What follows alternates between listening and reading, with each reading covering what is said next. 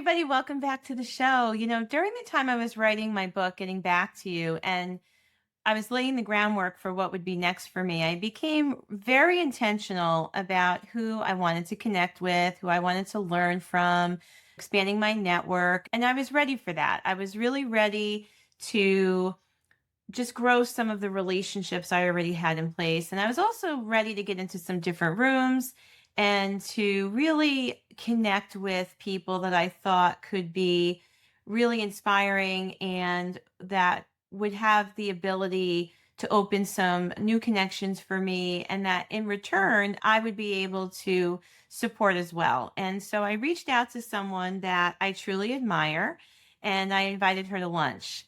She is someone who has built a very meaningful career. She led a large organization at a high level. And I always felt that she carried herself with this kind of ease. When you meet someone who's just really comfortable in their own skin. And so I had a lot of respect for her. And we had met before, we had seen each other at events, and we had lunch at least once or twice before. And so I wanted to reach out and invite her to join me again for lunch, and we did. But I have to tell you, this time was different. We sat down, we started catching up, and we started talking about all the things that matter to each of us. And it was great. We had a really easy flowing conversation. It was honest, it was layered. And I think we were both learning a lot about each other. And at one point, she sort of looked at me and paused and said something that caught me off guard. She told me how much she was enjoying our conversation and that it felt really easy and real. And then she said, I can't believe how different this feels than the last time we met. She went on to tell me that a couple of years ago when we had lunch, I came across as very professional, but a little guarded, maybe even closed off. And she went on to tell me that the time we had spent together was pleasant in the past, but that afterwards she didn't feel like we had gotten to know each other any better. She didn't feel like we had gotten any deeper into the connection. Or actually, if I'm being honest with you, she sort of alluded to the fact that maybe there wasn't as much of a connection. And she said she always left our conversations and she knew I was talented or smart, had great potential, all the things, but she just didn't feel that connection. And then she said something else at this last lunch that we had, something I didn't expect, but immediately understood. She said, Anna, just be you. Don't try to impress anyone. There's no need. You're amazing and you're enough just as you are. So stay in your authenticity. That's what everyone wants anyway. They want you, and that's where you're at your best. And I have to tell you guys, I was floored. But maybe not for the reason some of you think. Honestly, I knew it right away. I knew immediately it wasn't criticism. And honestly, it didn't feel heavy. It was very simple and to the point, and it was true. I had actually heard it before. What I had heard before, maybe not from everyone, but from enough people at different times, validated what she was saying. I knew this wasn't random. I've even been called inauthentic at times, which often took me by surprise, often put me in a place where I felt like I needed to defend myself. But yeah, there were times that I have been called inauthentic. And I think that there have been some conversations with some people that are close to me who wanted me to know when they shared similar observations. And I think that those conversations were always coming from a place of care. They were always coming from someone who wanted to support me. And even though they were hard to hear at the time, no one wants to be told they're being inauthentic. I knew then, though, whenever I heard it, those people were there to try to help me. But hearing it now from this person who was really a respected leader in our business community, who had recently retired from a large organization, having her look at me and say, just be you, let yourself come through, let people see who you are, just felt different. I didn't feel like she had any other agenda than to be helpful. And so It was interesting, which is why I want to share it with you too, because when I go back to those moments where I may have come across as being inauthentic, I do see it more clearly now. And anytime that I heard that in terms of feedback, I probably didn't receive it fully. I think there were times that I reacted to the feedback instead of responding to it, and I got defensive, sad, frustrated, right? Because that's never my intention. And I certainly at times probably even felt a little judged. There was a part of me that always wanted to explain it away or justify it. At the time, those observations often had me kind of confused too. I think I would ask myself or even them, what do you mean just be myself? I am being myself. This is me. What I was doing, honestly, was arguing with the disconnect from my own self, the one that others could see, but I couldn't. And that's because I wasn't ready to hear it. I would think, you don't understand. I would then fill in the blank, right? You don't understand. I am being authentic, or you don't understand. I'm being professional. This is how I'm supposed to act. I have a lot going on right now. Maybe I'm a little distracted. Or, this is a business event, right? So we're all here to make connections, to get business. I want to be impressive, or I want to make a good impression. We all have responsibilities, all these expectations, blah, blah, blah, blah, blah, blah, blah. And I think, again, looking back at the time, I truly believed I was being authentic.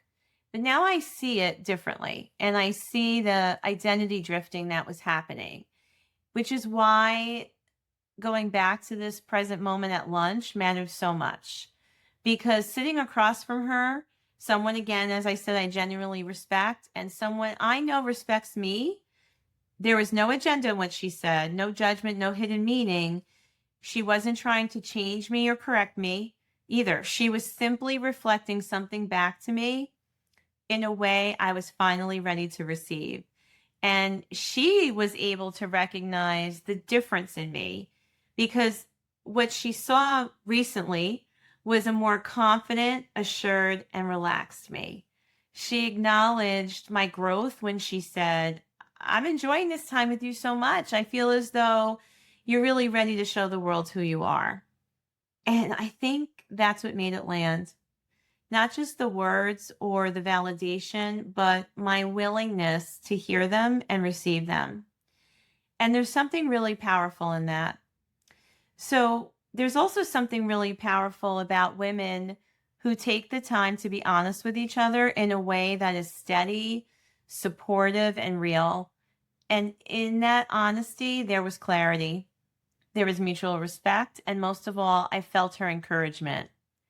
And I believe there are very few people in your life who will tell you the things you need to hear rather than what you want to hear, no matter the consequences. Recognize those people and keep them close always. They will keep you sane, they will help you to be brave, and they will keep you humble. Now, here's something I want to really get into. I want to be clear about this. It's not like you wake up one day and lose who you are. You don't suddenly become someone else. I think what happens is more gradual than that. You don't lose your authenticity. I think what happens is we stop accessing it. So if anything that I've been saying here is sort of connecting or landing with you, here's the thing. I know we adapt and we adjust and we start managing our presence instead of just being in our presence. There's nothing wrong with that, because I don't want you to think like you've made some huge mistake here. I think the adaptation is what allows us to grow, what allows us to lead and navigate all this complexity that shows up in business and in leadership, right? And that growth helped you to build relationships and earn the respect of your peers and your teams. All of it was necessary. But when we allow that to continue unsupervised, I think what happens over time is, without realizing it, that adaptation can start to layer over our natural self. Now, it doesn't replace who we are, but it does start to sit on top of it. This happens so gradually, we don't even realize it. But deep inside and in your private moments, you know you're still you. But the challenge is how you feel you need to show up out there. And you become more aware of what might be expected, or you create definitions in your mind of what success needs to look like, or what someone who is successful, how they act, right? And we wind up being more protected or guarded with who we really are, and we make decisions about what we want to show and how we want to show it. And I think that this disconnect doesn't come from insecurity either. It's not self-sabotage. I think it comes from this belief we develop about responsibility. I believe we convince ourselves that we have to show up in a way that others will receive and accept. And the desire to show up and be our best self turns into a fear of being less than what is needed. But what we fail to see is that we're already enough. We don't need to be anything other than who we are.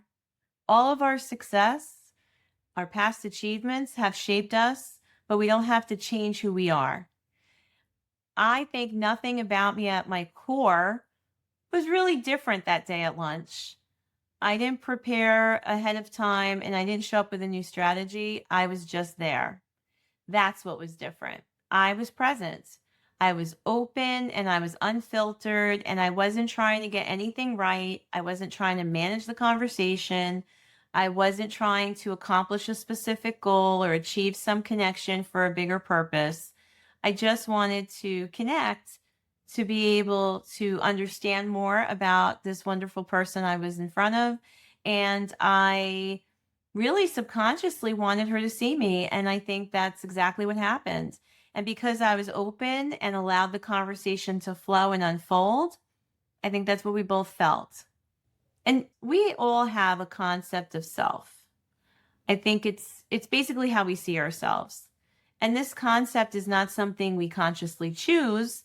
It is built over time through a few primary influences. I think it's built through our experiences, reinforcement, and roles, and part of our environment. That's all the things that I think shape who we are.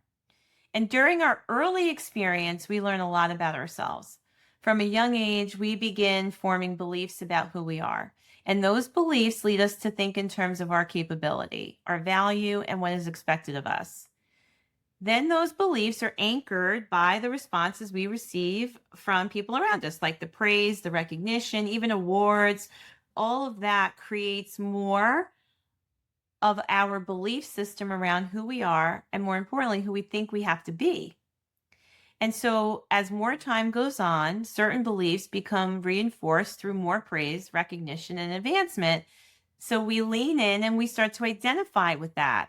And we identify and rely on what is clearly working, and that is how we develop our identity.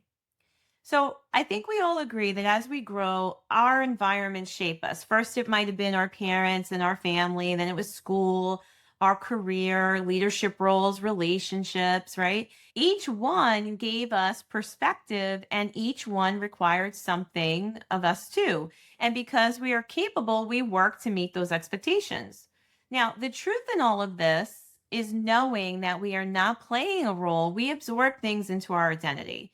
So, as I said before, our identity, basically, our identity is never fixed. It's molded and reinforced and adapted over time, which means that some parts of your core self, some parts are what you learned, and other parts are what you have worked in based on the environmental programming or conditioning that you've experienced over time. So, if we really stop to think about it, most of us didn't consciously decide who we were going to become.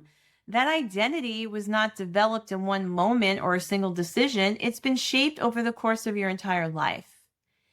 And there's this level of awareness that comes with experience. You start to understand how your words land.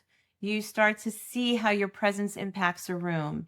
You start to observe how people interpret what you're saying. So, over time, without even realizing it, you might begin to filter. You become more measured in your communication, more intentional, maybe composed. And yet, while there's nothing wrong with that, something else can start to happen quietly underneath. You begin to manage how you're perceived, and that creates a layer between you and you. It creates this other layer of how you believe you're supposed to show up.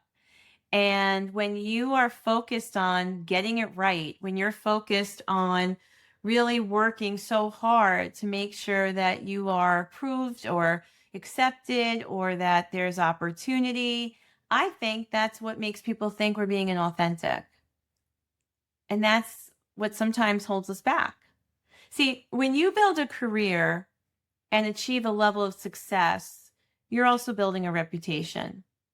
And I believe there's an unspoken pressure that can come with that.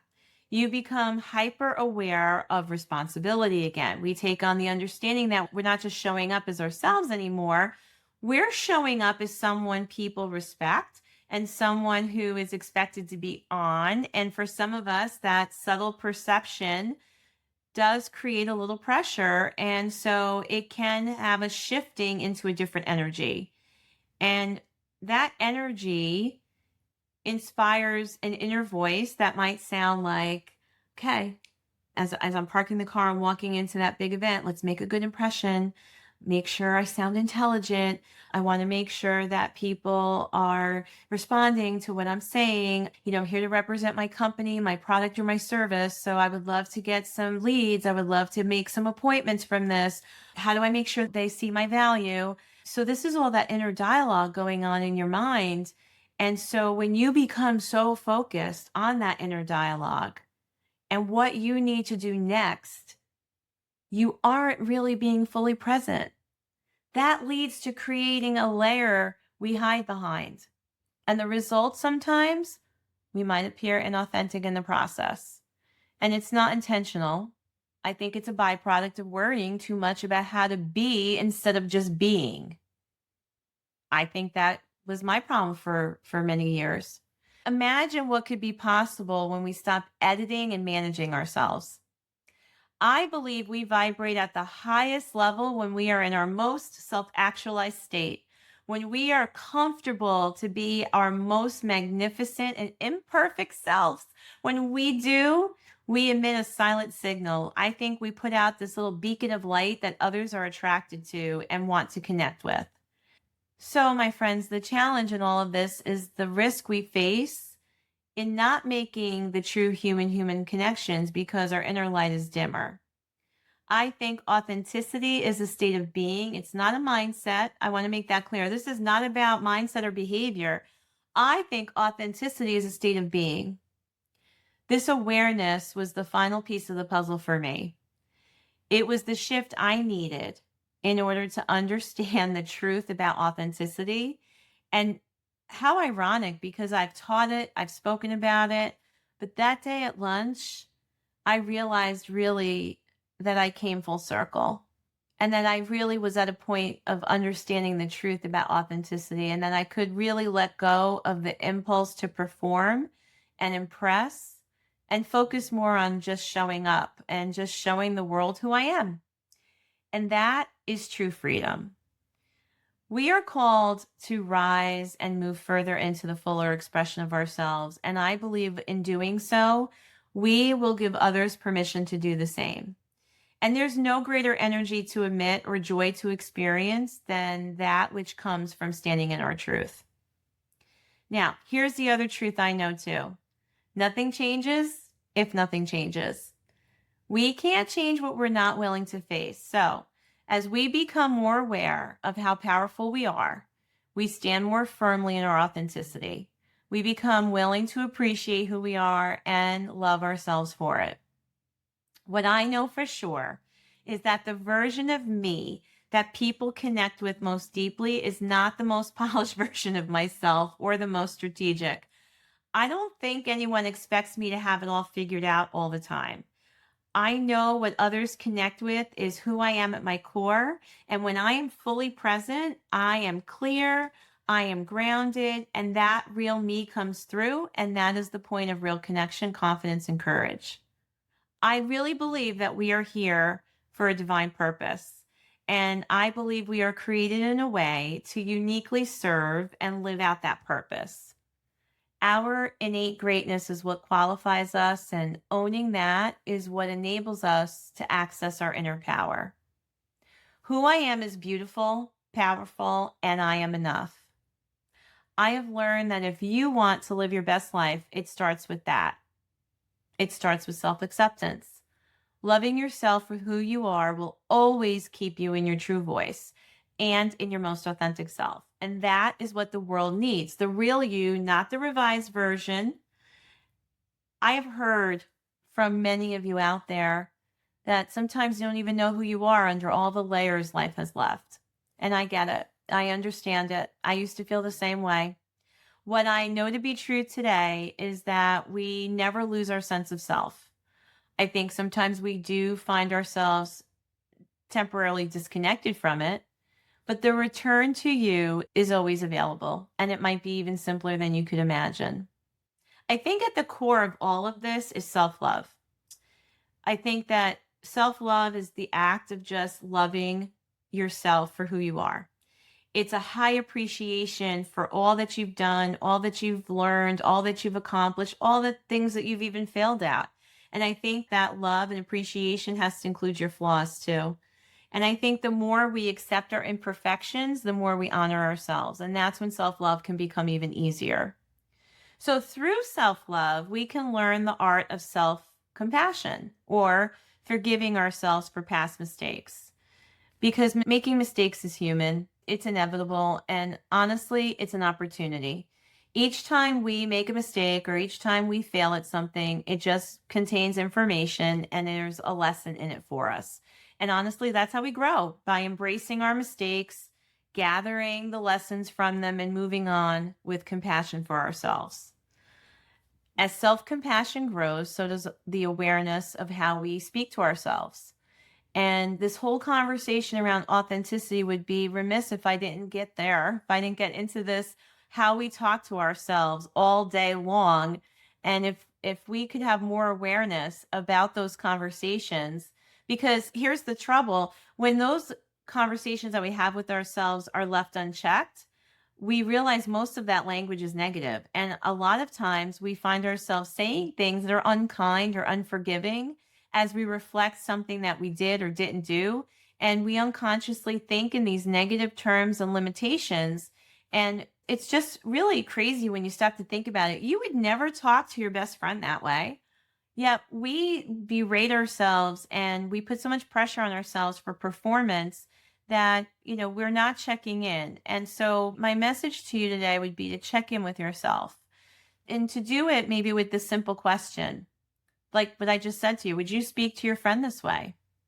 Because here it is, we have an amazing potential as human beings. We have the incredible power to change the neural pathways in our brain, which means that we can rewire our thinking, change our beliefs, develop new habits, and see different results anytime we choose to.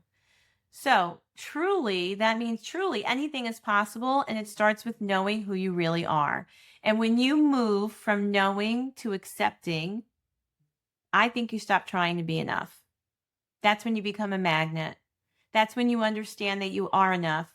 And that's when people can't help but be attracted to your energy, your aura, your magic.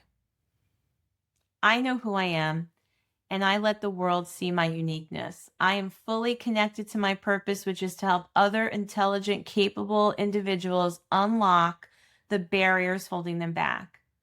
I am here to be a guide to anyone who wants to connect with new ways to lead, create, and use their voice.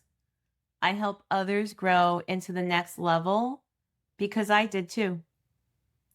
And here's what I want to say to you as we kind of close out our time today. You don't need to fix yourself, and you may not need to optimize every part of your life. What you might need is to just feel ready to step into a new chapter of your life, one that is written from what you want versus what you've been conditioned to believe you want. If you found this conversation really meaningful to you today, I trust that you got something powerful out of it. I want you to know a couple things. First of all, I really appreciate you being here with me every week. And I really appreciate that you take the time to listen to a podcast like this because it shows the world that you're ready for your growth, and it shows a commitment to yourself. And I just want to say good job on that. And you're being intentional. And so, if this was really a great conversation for you, share it with someone else because they probably could benefit and they need to hear it as well. And the other thing I want you to know is that this whole conversation with you today was right out of my new book. This is chapter 13, and the name of the chapter is There You Are. And I just read everything that is in chapter 13 for you today. And so I hope that gives you some insight as to what you might find in the pages of the book. And we're going to be talking a lot about the book now coming up in the next several weeks. And that's because I really believe that this book has the power to change lives. And there is a companion workbook also that I have spent time putting together for you, because I think that for a lot of people who read Getting Back to You, it's going to invoke some feelings and it's going to create awareness, and you're going to want to do the work because there's work that can really begin after you put that book down. And so the companion workbook is an opportunity for that. So it's all coming to you very soon, and I'm so excited. I wrote the book not because I have all the answers, but because I stopped to ask myself the right questions. And the book is really me sharing my own lived experience with you and just being vulnerable enough and comfortable enough to say, me too, I was struggling with a lot of things that a lot of high performing leaders and especially women struggle with, like identity shifting or drifting, getting out of touch with our values and having our boundaries stretched, and probably some challenges around authenticity. And so I was able to share that journey with you of what I experienced recently and how I got back to myself. And I really am excited to get that out into the world. So the book is going to be available on September 18th, 2026. That's our release date, which also happens to be my birthday. So I'm super excited about it. And you'll be able to buy it on Amazon and really anywhere you buy books. And so if you would like to be the first to know when that book is available, other than setting a reminder on your phone, you can go to gettingbacktoyoubook.com and make sure that you're on the list so that you'll get notified when the book is available for sale. So thanks again for listening. I really appreciate and I love you. I will see you in the next episode. Thanks, everyone.